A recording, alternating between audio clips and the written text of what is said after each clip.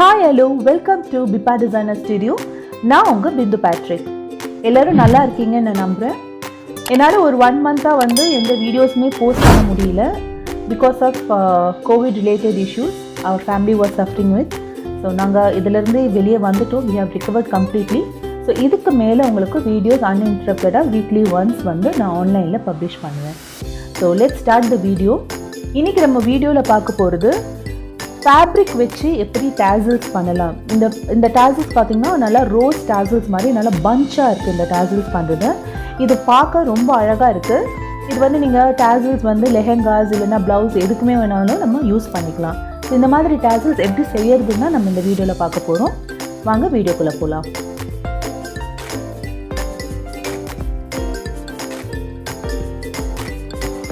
இங்க வந்து ஒரு 4x4 inches width and lengthல ஒரு fabric நான் கட் பண்ணிருக்கேன். அது வந்து நான் மெயின் fabric எதுல நான் tassel பண்ண போறேனோ அதை வச்சு நாங்க கட் பண்ணிடலாம்.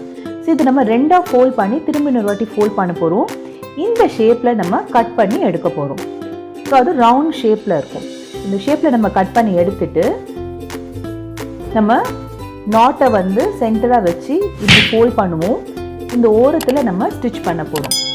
சோ அதை நம்ம ரெண்டா ஃபோல்ட் பண்ணி திரும்ப இன்னொரு வாட்டி ஃபோல்ட் பண்ணிருக்கோம்.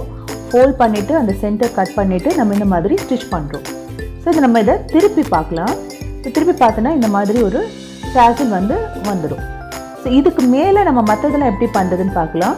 சோ இதே மாதிரி 4x4க்கு நம்ம tassel-க்கு நம்ம fabric கட் பண்ணிருக்கோம். அதே மாதிரி 4ஆ மடிச்சு இந்த மாதிரி ரவுண்ட் ஷேப்ல நம்ம கட் பண்ணி எடுத்துடலாம். எடுத்துட்டு இப்போ வந்து வித்தவுட் thread நம்ம அந்த இடத்துல ஸ்டிட்ச் பண்ண போறோம். சோ இந்த மாதிரி ஒரு 10 இல்லனா 13 இல்லனா உங்களுக்கு எவ்வளவு பெருசா அந்த tassel தேவையோ அந்த அளவுக்கு நம்ம பீசஸா கட் பண்ணி வைக்கலாம். இப்போ இந்த ஒரு பீஸ் எடுத்துக்கலாம். எடுத்துட்டு இப்போ இந்த ஃபர்ஸ்ட் tassel-ஓட சென்டர்ல இருந்து நம்ம அந்த நீடில வெளிய எடுக்க போறோம். வெளிய எடுத்துட்டு ஒரு கோனை வந்து நம்ம வைக்க போறோம். வச்சிட்டு நம்ம சென்டர்ல வச்சிட்டு நம்ம அதை ஸ்டிட்ச் பண்ணி எடுக்க போறோம். சோ இந்த மாதிரி நம்ம நல்லா ஒரு 2-3 வாட்டி ஸ்டிட்ச் பண்ணி நம்ம நாட் போட்டுடலாம். நாட் போட்டுட்டு இதுக்கு ஜஸ்ட் ஆப்போசிட்ல நம்ம நெக்ஸ்ட் ஒன் வைக்க போறோம். இங்க தான் நம்ம ஃபர்ஸ்ட் வச்சிருக்கோம். அதுக்கு ஜஸ்ட் ஆப்போசிட்ல நம்ம நெக்ஸ்ட் ஒன் வைக்க போறோம். நெக்ஸ்ட் ஒன் வச்சிட்டு அதையும் நம்ம ஸ்டிட்ச் பண்ண போறோம். இது எல்லாமே கம்ப்ளீட்டா நம்ம ஹேண்ட்ல தான் ஸ்டிட்ச் பண்ண போறோம். கையில தான் ஸ்டிட்ச் பண்ணி எடுக்கணும் இத.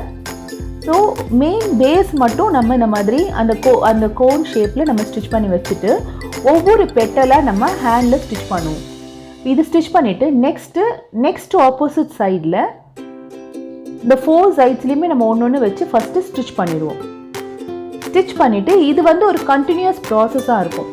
அதாவது ஃபஸ்ட்டு நம்ம இந்த எண்டில் வச்சோம்னா நெக்ஸ்ட்டு அதுக்கு ஆப்போசிட் எண்டில் வைப்போம். அதுக்கப்புறமா சைடில் வைப்போம். இதே மாதிரி நம்ம கம்ப்ளீட்டாக எல்லா ஃப்ளார்ஸுமே வந்து நம்ம தனித்தனியாக ஸ்டிச் பண்ணி எடுக்க போகிறோம்.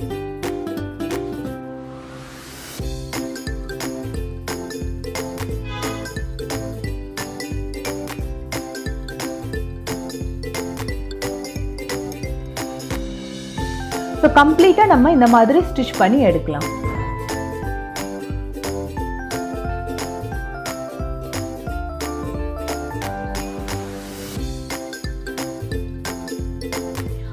ஸோ நம்ம இப்போ ஆப்போசிட் சைடில் இந்த மாதிரி வைக்கிறதுனால உங்களுக்கு ஈவனாக அது வந்து ஸ்ப்ளிட் ஆகும். இது போல் நம்ம கிட்ட இருக்கிற எல்லா அந்த ஃப்ளவர்ஸுமே வந்து நம்ம இந்த மாதிரி எல்லா பெட்டல்ஸுமே நம்ம ஸ்டிச் பண்ணி எடுத்துடலாம். ஸோ எடுத்துட்ட பிறகு நான் காமிக்கிற பாருங்க, அதுவே வந்து நல்லா புஷியாக இருக்கும் பார்க்க. இது வந்து உங்களுக்கு ஸ்மாலாக இருக்குது, இல்லை இன்னும் கொஞ்சம் நிறைய வேணும்னா நீங்கள் நிறைய பெட்டல்ஸ் பண்ணிக்கலாம்.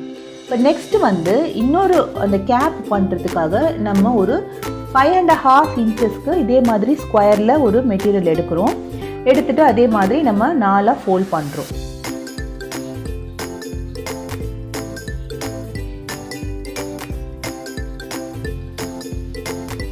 இப்படி 4ஆ ஃபோல்ட் பண்ணிட்டு அதே மாதிரி நம்ம ஷேப்பில் கட் பண்ணி எடுக்கிறோம்.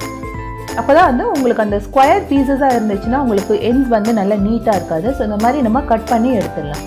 எடுத்துட்டு இது வந்து அந்த ஃப்ளார்லேருந்து ஒரு 1.5 inch மேலே நம்ம இதை பிளேஸ் பண்ணி ஸ்டிச் பண்ண போகிறோம். இந்த ஃபேப்ரிக்கை நம்ம 4ஆ மடிச்சிடலாம். மடிச்சுட்டு அதோட சென்டரில் நம்ம இந்த நாட் வைக்கிறோம். வச்சுட்டு அந்த ஃப்ளார்லேருந்து இந்த கேப்புக்கு வந்து நம்ம வைக்கிறது ஒரு 1.5 இன்ச் இருந்தால் போதும்.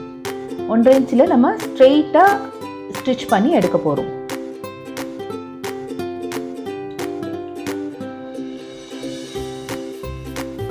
இப்போ நம்ம இதை கட் பண்ணி ஸ்டிச் பண்ணிட்டோம். இது அதை மாதிரி நம்ம ஓப்பன் பண்ணலாம். பார்த்திங்கன்னா ஒரு நல்ல கேப் மாதிரி வந்திருக்கு. இதை நம்ம சிங்கிள் கேப்பாகவும் விட்டுடலாம், இல்லைனா நம்ம இன்னொரு கேப் கூட அதுக்கு மேலே போடலாம். பாருங்கள், நல்லா புஷியாக வந்திருக்கு பாருங்கள். இது பார்க்க ரொம்ப அழகாக இருக்கும். நேரில் பார்க்கும்போது ரொம்ப ரொம்ப அழகாக இருக்கும், நல்ல டிஃப்ரெண்ட்டாக இருக்கும். ஸோ நான் இன்னொரு கேப் அதுக்கு மேலே போட போகிறேன்.